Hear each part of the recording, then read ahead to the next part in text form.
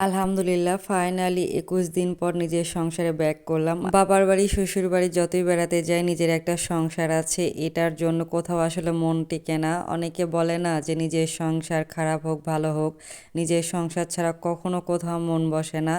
আলহামদুলিল্লাহ এটা ভাবলে খুব শান্তি লাগে আমার একটা নিজস্ব সংসার আছে। তো আসসালামু আলাইকুম এভরিওয়ান, আজকে সারাদিন কেমন গেল, কি করলাম সব থাকতেছে এই ভিডিওতে। আশা করি আজকের ভিডিওটা আপনাদের কাছে খুব ভালো লাগবে। বাবার বাড়িতে গিয়ে তেমনটা এবার মনটা আমার একদম ভালো ছিল না, নিজের সংসারের জন্য বাবার মন পড়তেছিল। আসল কথা, নিজের একটা সংসার হয়ে গেলে না মেয়েদের কোথাও গিয়ে শান্তি পায় না।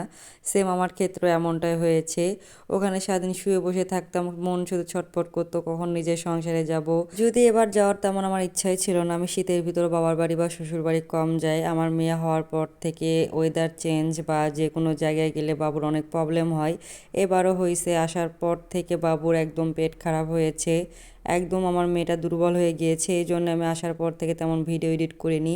আমার মেয়েকে ফুল টাইম দিচ্ছি, 2-3 দিন আমি কোনো ভিডিও ক্লিপও নেই নাই। আমার লাইফে ফার্স্ট প্রায়োরিটি হলো আমার মেয়ে, দেন আমার হাজব্যান্ড, এরপর আমার মা, সবাই আছে আমার লাইফে। তো পুরা বাসায় এসেই সকালবেলা যা কাজ সেটা করতেছি। পুরা বাসা ক্লিন করলাম, যেটা আমি প্রত্যেক দিন করি। অনেক ভালো লাগে এই কাজটা আমার করতে। আমার মেয়ে অনেক জ্বালাচ্ছিল, এই সুযোগে আমি জাস্ট এক পদে রান্না করেছি, কলিজা ভুনা করেছি। এর ভিতরে আমার হাজব্যান্ড এসে পড়েছে। আমার হাজব্যান্ড বাসার সময় মেয়ের জন্য ডাইপার নিয়ে এসেছে আর বডি ওয়াশ এবং শ্যাম্পু, আমাদের জন্য বডি ওয়াশ নিয়ে এসেছে। তো আমি আবার আমার হাজব্যান্ডকে কলিজা ভুনা দিয়ে খাইতে দিলাম, এখানে বেড়ে দিচ্ছিলাম।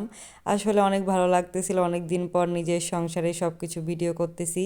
বিকেলবেলা আমার মেয়ের জন্য এখানে পাকোড়া তৈরি করে দিয়েছি। আমার মেয়ে তেমন শাকসবজি খায় না, তাই ভাবলাম যে টিকনিক করে শাকসবজি খাইয়ে দেই। এখানে আমি দিয়েছিলাম মটরশুঁটি এবং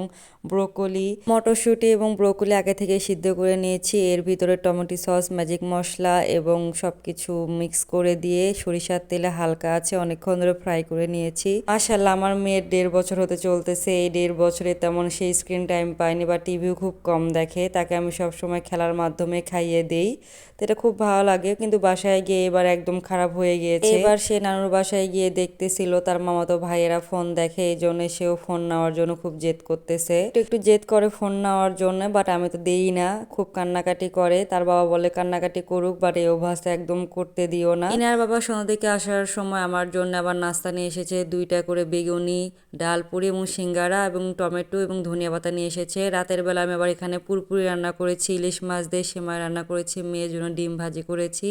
তেল চর্বি ছিল, এগুলো আবার আমি কষিয়ে রাখলাম, যখন লাগবে তখন ফ্রিজ থেকে বের করে রান্না করব। এই তো আমার রান্নাঘর, আমার শান্তির জায়গা। এখানে আবার থালা বাসন সব কিছু মাজলাম। আমি রাতের কাজ রাতেই শেষ করি। তো আজকের মতো এটুকুই, টাটা বাই বাই, আল্লাহ হাফেজ।